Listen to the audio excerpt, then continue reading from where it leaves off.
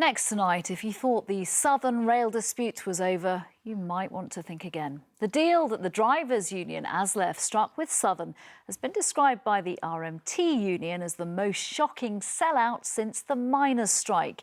It is calling on the drivers themselves to reject the agreement, which could, of course, lead to more strikes. Our political correspondent Simon Harris has the developments. Southern's chaotic excuse for a timetable appears to be back on track, for now at least, much to the relief of commuters. But just days after ASLEF accepted a deal to end the long-running dispute, another union was trying to wreck it. ASLEF and Southern refused to talk to us today. They wouldn't even publish details of their agreement. It's an indication of just how fragile this deal is. Because on the face of it, the drivers' union has signed up to everything the train company wanted. The agreement between ASLEF and Southern's parent company GTR was brokered by the TUC last week. It says trains can run driver only without a second member of staff, the so-called onboard supervisor, if that person is late or doesn't turn up for work, if they miss the train because they're delayed by disruption, if they're accidentally left behind, or if they leave the train to deal with a passenger emergency. I've seen the whole so-called agreements, and it's an absolute disgrace. It's the biggest proposed sellout since the miners' strike, and I'm asking now that all rail workers, no matter what union they're in, should reject this. Drivers will vote on the deal over the next 10 days. If they accept, it will be a significant victory for the government. Ministers think trains with only a driver on board are the future. I think the deal makes clear, from what I can see, that if the conductor doesn't show up for some reason, for example, they're sick or they get lost or perhaps even they're on strike, the train can still run. And that is vital protection for members of the public who want to get to work or want to get home to see their loved ones. It also means the drivers have even more industrial muscle. They are taking on an advanced, modernised way of working, which adds to their status even further, which of course is, let's not forget, that's why ASLEF exists. Right from the days of Stevenson, drivers and firemen saw themselves as a cut above and a grade above everyone else on the railway. The strikes are said to have cost Southern almost £40 million in lost revenue. Because of the unique nature of Southern's contract, that bill will be picked up by the taxpayer. Simon Harris, ITV News, Victoria. Make no mistake, the capital is costly, whether you're a renter or a buyer. Well, today the government laid out how it aims to boost the number of homes being built, as well as trying to help those who can't afford to buy, a generation who can only rent. Here's why ministers had to step in. London needs 50,000 new homes each year, but in 2015, only half of that were built. And that's forcing up prices. The average London home now costs a staggering £526,000. That works out at 16 times the average Londoner's salary of £33,000 a year. That is forcing more and more people to rent and forcing the government to promise to build more homes as soon as possible and help tenants in the meantime. Here's our political correspondent, Simon Harris. In the shadow of Wembley Stadium, a tube ride away from central London, these apartment blocks shouldn't be hard to sell. But if you're thinking of buying here, forget it. The flats are not for sale. Instead, the developer has decided to tap into the lucrative rental market. It's known as build to rent. What we offer here is an on-site landlord, so if anything goes wrong, people have instant access to that. But more importantly, it's an all-inclusive rental offer, so it includes utilities, there's no agent's fees, there's no inventory fees. Former university friends Callum and Ian have moved into a two-bed flat with their girlfriends. The four of them are paying £550 a month each. It is expensive. For us, we live four of us and we split the rent, so that helps a lot. I think if we weren't living the four of us, if it was myself, I wouldn't opt for a place as sort of fancy as this. Do you still hope to be a homeowner one day? Definitely, I would like to, but I think in London it might be a little bit too expensive. Out of 7,000 new homes in the Wembley Park development, 5,000 will be rental only. London's private rental sector doesn't always enjoy a good reputation, and not just because of rogue landlords. Foreign investors snapping up buy-to-let opportunities are often blamed for pushing up house prices. So concerned was the government, it increased stamp duty to 3% on second homes. But now ministers have decided rent is good, and London's mayor agrees. There are lots of professionals in London earning 20, 30, 40,000 pounds who will never be eligible for council homes. They want to have a secure tenancy, a good quality home. The private rental sector can provide that. In 1980, Conservative Prime Minister Margaret Thatcher sparked a home buying revolution when she handed over the deeds of a council house at Harold Hill in Romford. Ministers deny this new emphasis on renting amounts to a U-turn on the Thatcherite dream of mass home ownership. No, we absolutely still want to help people in London own their own home. It's the anniversary today, I think, of Help to Buy in London, which gives people extra help to the rest of the country. But what we do want to say is that we've got policies to help people own, but we also must have something to say to people that are renting. Whatever the economics of renting versus buying, London's housing crisis will only be solved when politicians, developers and financiers deliver what's really needed. And that's tens of thousands of new homes every year. Simon Harris, ITV News, Wembley.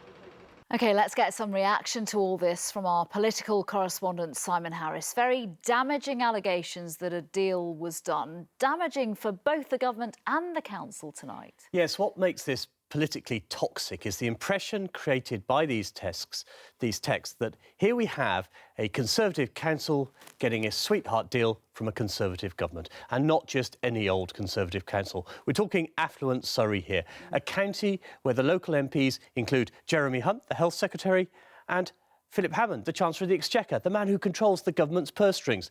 Now, government sources are insisting that there is no extra cash on offer to Surrey. There is no sweetheart deal.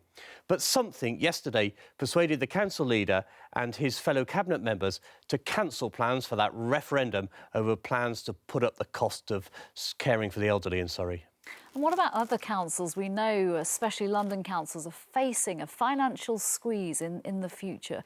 They must be furious that these conversations were even taking place. Yeah, the government says it's quite acceptable to have conversations. But yes, other councils are furious. As we know, all councils are struggling with the cost of caring for the elderly as the population grows older. Now, it was the question asked by Jeremy Corbyn today. Is Surrey getting a deal? And if so, will it be available to all other councils? But it's going to be very hard for local authorities to demand a piece of the action if the government continues to insist there is no deal and Surrey isn't getting any special treatment. Simon, thank you.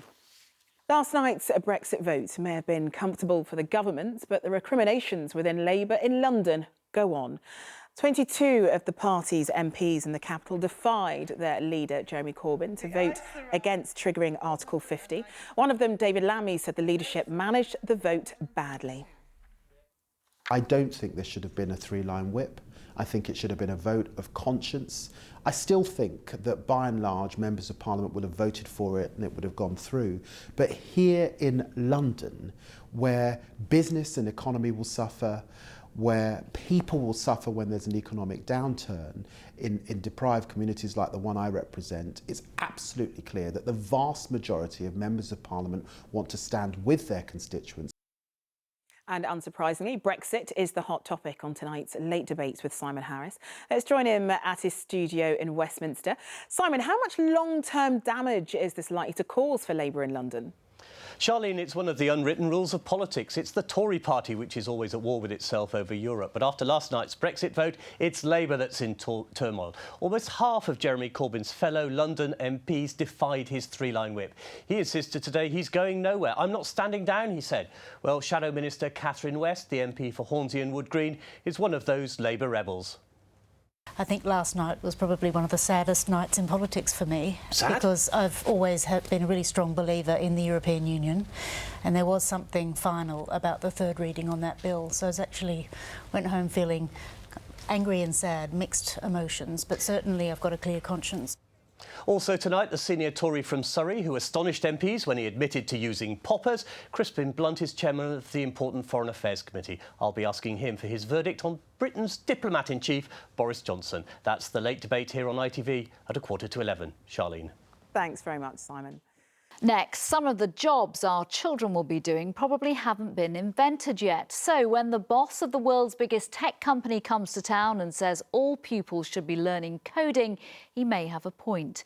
Apple's Tim Cook told pupils and teachers at a North London primary school that the skill of creating websites and computer programmes is now as important as learning a language. Here's Simon Harris.